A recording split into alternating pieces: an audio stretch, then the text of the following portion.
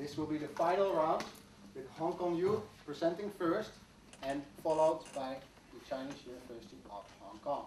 Thank you, all of you, for coming here today and hearing us present the analysis on the ITC eChopo business unit in India. The objective of this analysis is to redefine a clear mission and value proposition of eChopo in the presence of all the controversies and all the confusion about his mission. And the next objective shall be to come up with a comprehensive implementation plan, a comprehensive execution plan. India is a country where 20% of the GDP is based on a large part of the GDP is based on agriculture, and in the past, the law indicates that first of all there's the farmers. They produce the agricultural products, and then there's the buyer of these agricultural products, namely the ITC, which is our company. And then at the middle part, there's a middleman, the service of the middleman, the agent. Here, the main finding is that this agent service is non-value adding. It does not add value to the services. It does not add value to the in the supply chain, but it still charges the farmers. And what makes the problems more serious is that there's no transparency, and the problem is that this middleman can easily manipulate the price charged from buyers and farmers. And that means there will be a lose-lose situation for the buyers, ITC, and the farmers. And with eChopo, there will be an online portal that facilitates direct trade between farmers and ITC, and the ITC business units, which is responsible for buying all these agricultural products. There's an online platform that cuts all the non-value-adding middleman services. The online platform will contain all the information about the commodities prices, so that the farmer will clearly know about the price. The farmers will also know about the latest trend, the latest technology that can be used in farming, which can help them more effectively produce their agricultural products. When implementing the mission, here we suggest 2 steps. The first one is to generate profits, and second, we have to cut the cost. So for the first aspect, how can IBD, which is the main corporation who's dealing about eChopo, which is a subsidiary under the main company, how can they continue to earn profits and to show to the shareholders that we are really profit-making companies? Currently, the company earns from trading between farmers at the cost, and as the cost of middleman is eliminated, as previously mentioned by Daniel. By the expansion of eChopo to more rural area farmers, the cost of middlemen in trading farming products continue to diminish and reap more and more profits by IBD, while we can streaming down this transaction. Furthermore, by economies of scale, more farmers can be reached as we have a larger network. It is foreseeable that eChopo can increase the amount of transaction as we reach more farmers and earn more by eliminating the middleman transaction cost. On the other hand, cost saving is another essential component. Here we suggest the role of the government in our enterprise. In fact, IBD is working on the corporate social responsibility, which is the CSR we are mentioning. It can aid the government to increase the living standard of the general public in India. IBD actually is in even more better position than the government to do part of the corporate social responsibility task. Why? Because it has a clear picture on the market needs. For example, let me give an example how it works. Since 1972, the government tried to implement an insurance policy by producing the insurance to protect the farmers from any crop failure in case there is any natural hazards.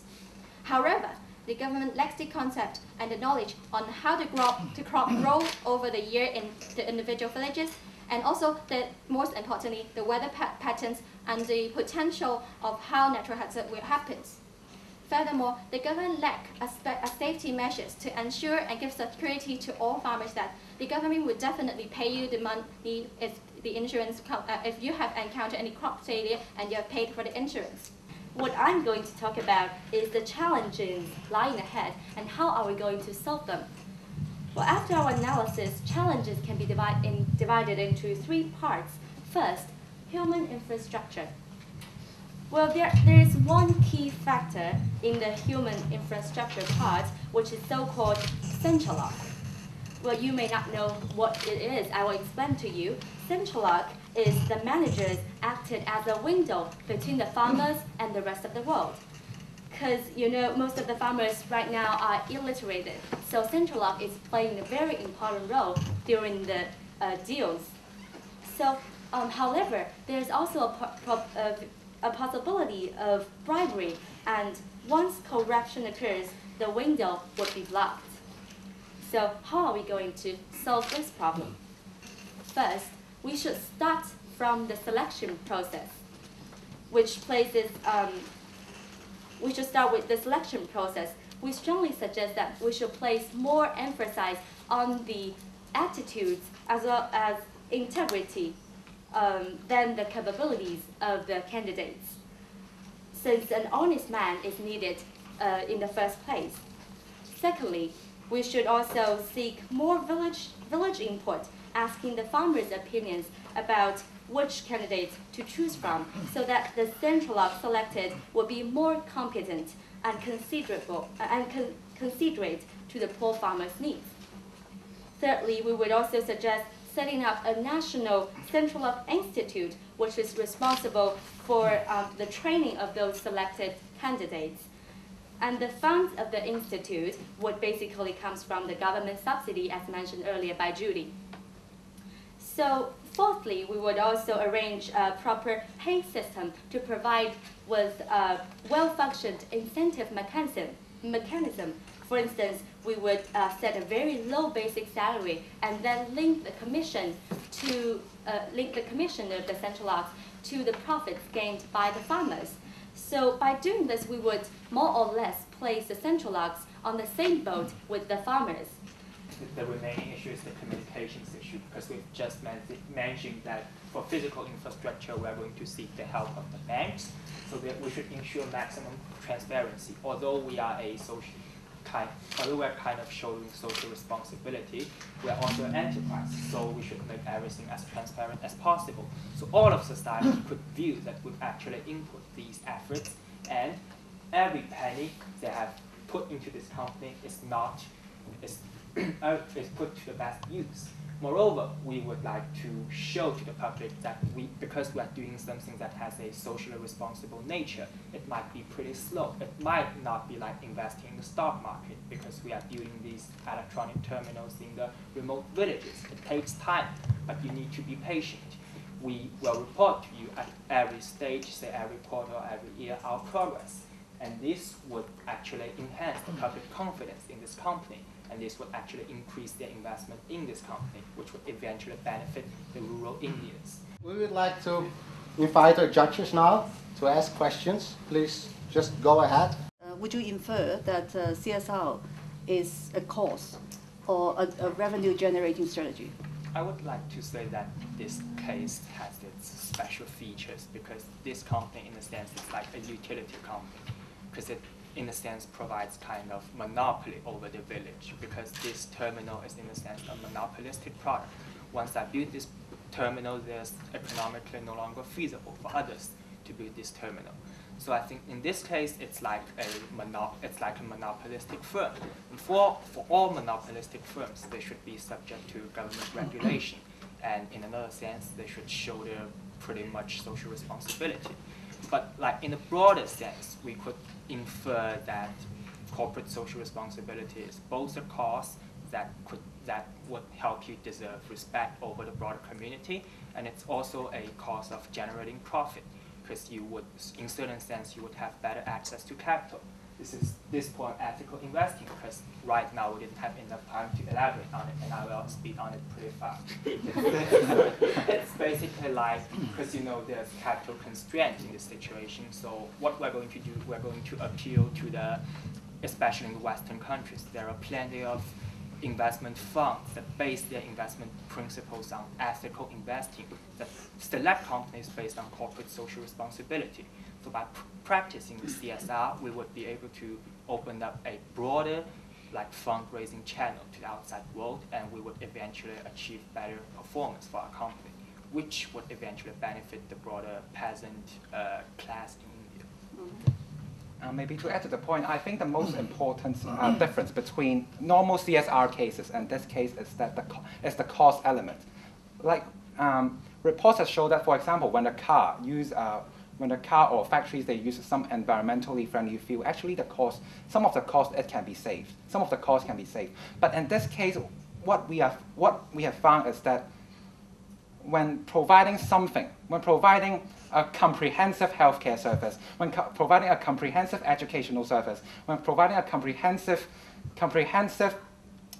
financing service from scratch, it involves a huge amount of investments. And but investing much into this project does not mean that it is necessarily not profitable. What eChopper is doing here is to investing a large amount of infrastructure.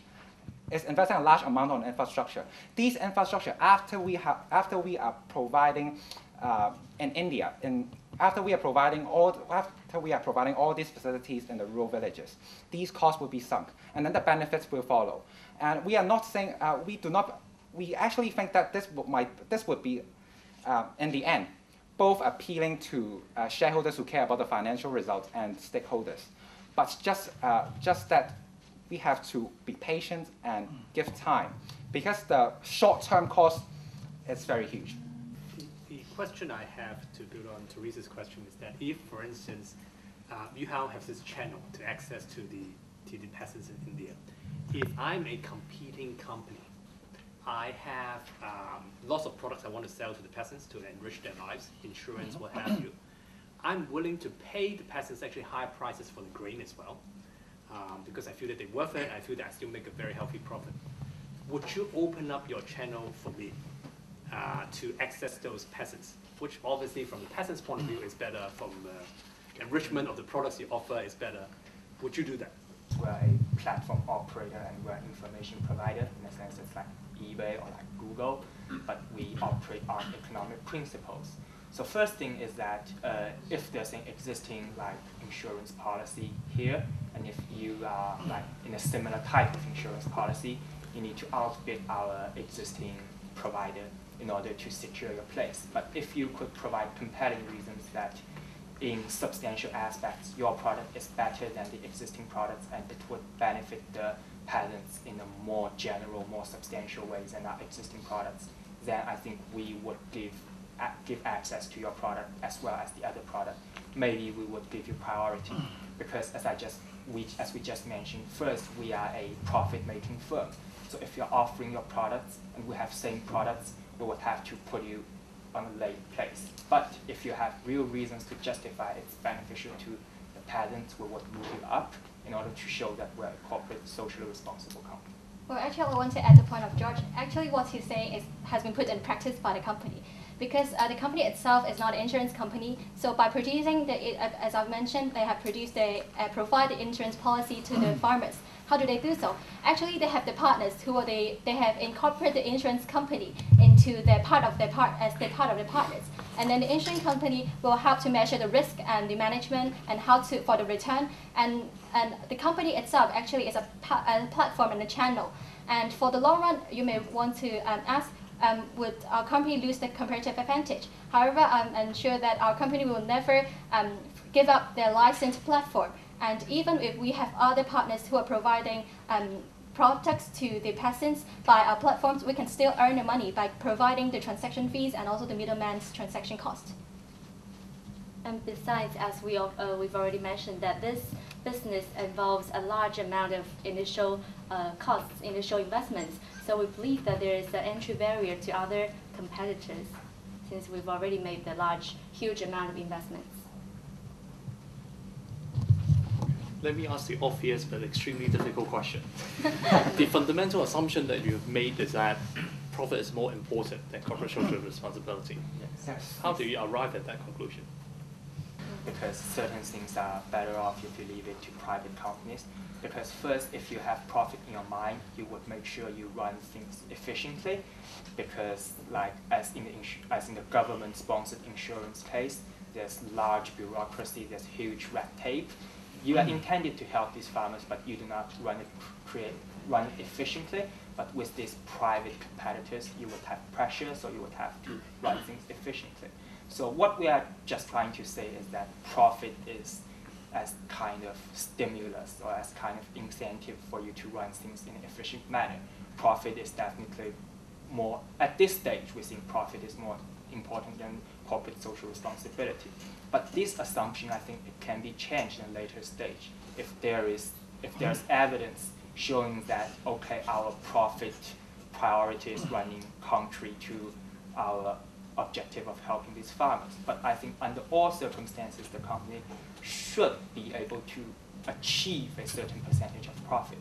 Maybe it's just low, maybe it can only achieve 1% or 2%, but you're still bearing in mind, okay, I have this profit achieving objective, and I would run things in an efficient manner. It's actually very interesting, right? Because that principle actually guides your trade-off on a lot of decisions. When we were talking about like Alan's case, right, when somebody is coming to offer some kind of service, right, it can be a direct replacement of your own service, right? That can potentially create better benefits to the farmers, but it will lower your profit, right? How do you then make that trade-off? Oh, it's actually about the performance pledge, because anyway, we must fulfill our corporate responsibilities principles, because we've promised to the government. So when there are really people who can do the same thing than us, and which will lower our profits, yet on the other hand, we can still get the government subsidies, because we are being the bridge between the commercial field and also the government on how to providing profits, while on the other hand on corporate responsibility. Yeah, and I just want to add that these performance pledges are very concrete numbers. They are just not slogans. For instance, we would say in 5 years we should improve the life expectancy from say 65 to 70. Then if your insurance product covers say 70% of the medical fees and others cover only about 50%, I think we would definitely prefer yours, because it would help the farmers like get better health care, and it would help us to meet the performance pledge. Sorry, I would like to come back to that one, because it's very interesting how you respond to that. I want to go further into the subsidy question, since you mentioned it, right? Now you're asking government for subsidy, right? While you're providing returns to shareholders, right? Now this is a public company, it'll be under scrutiny. If the public now comes up to you and say that, why are you receiving subsidies, the amount of subsidies that you're receiving, and you're returning returns to shareholder, how do you actually make that balance, right? Aren't you then, how do you respond to somebody saying that you're robbing the government to reward your shareholders?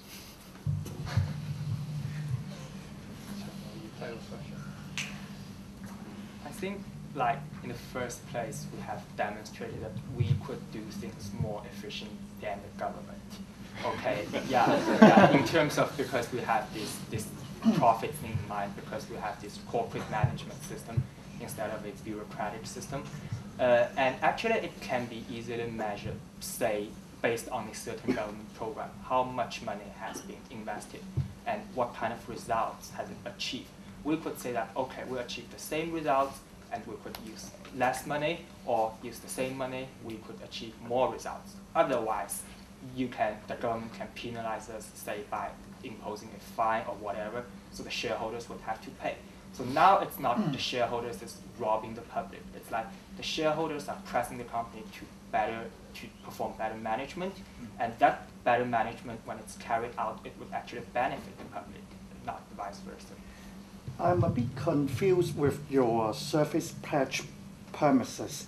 I agree with you. I'm inclined to that, since they do better than the government in the e-chopper. But my understanding is like a trading platform. In your proposal is they will have government subsidized, and then they run hospital, school, and then they will provide loans. Does it sound like a colony? So because IBD could run things better than the government, so we lease the whole village to them to run. And in that case, if I'm the shareholder of ITC, should we follow ITC run the whole India?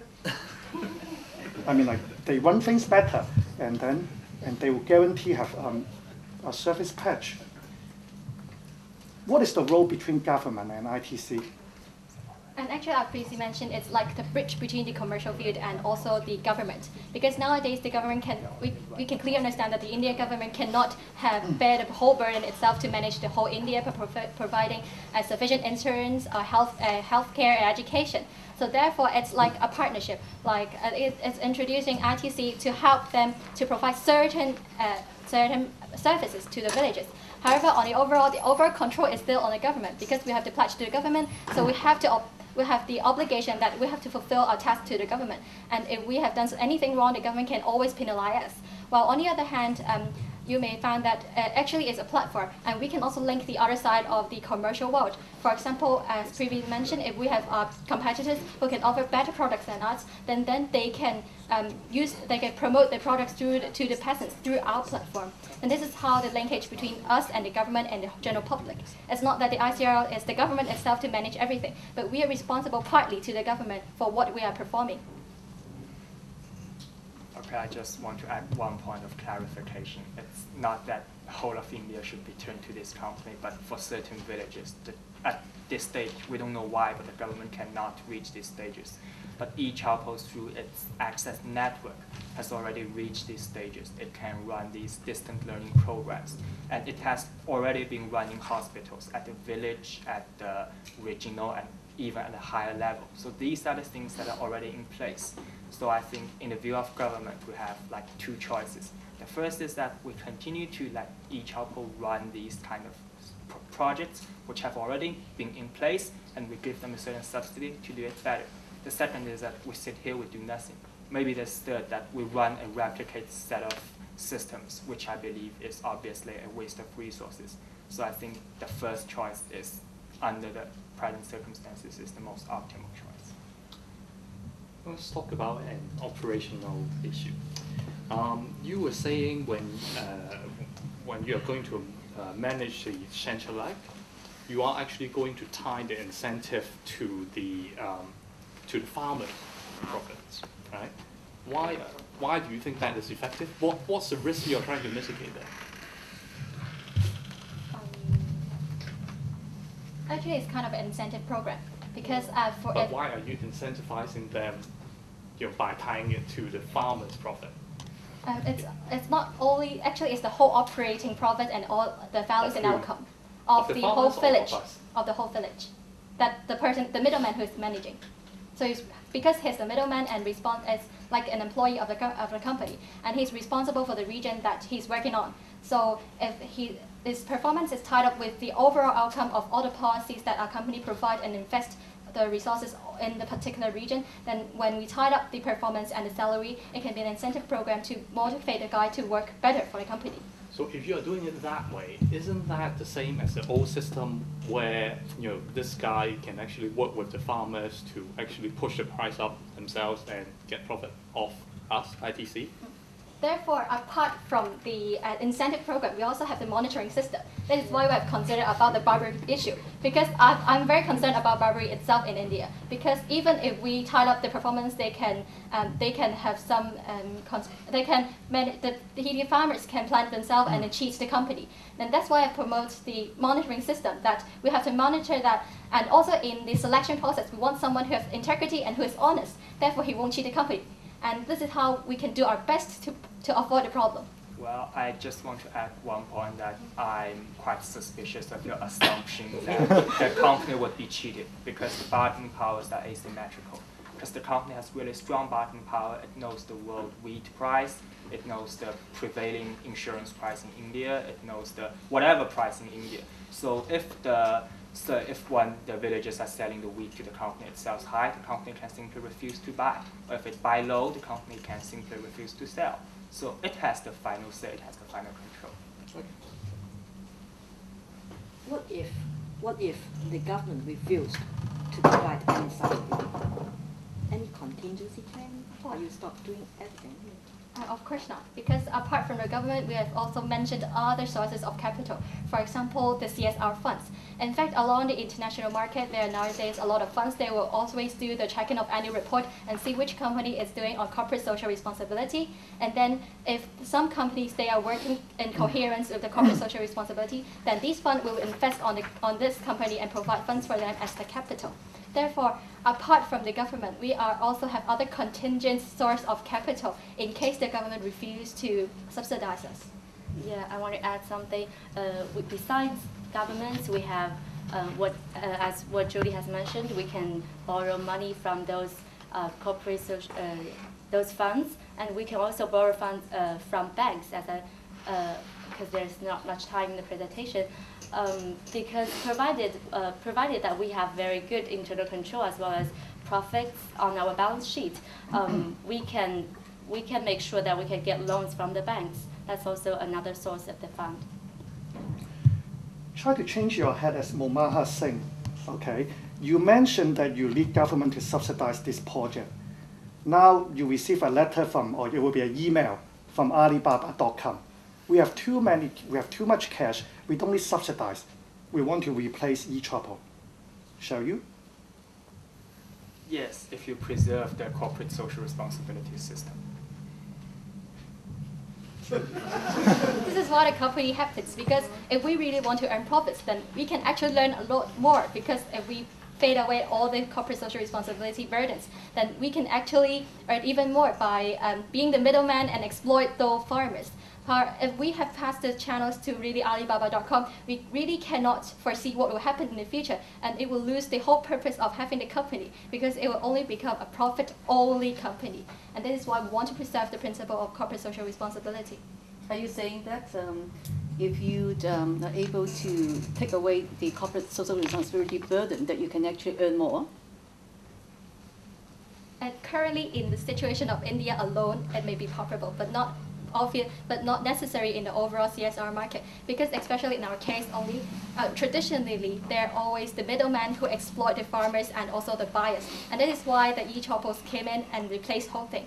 And this the other things that it can bring the values of the company is basing on the e-chopper that it brings. So when we have to remove the whole, when we remove all the corporate social responsibility issue, and then we can be the middleman again, and we may even exploit the farmers to a certain more even severe extent, and we may even earn more profits, and that is not the case that we want to be.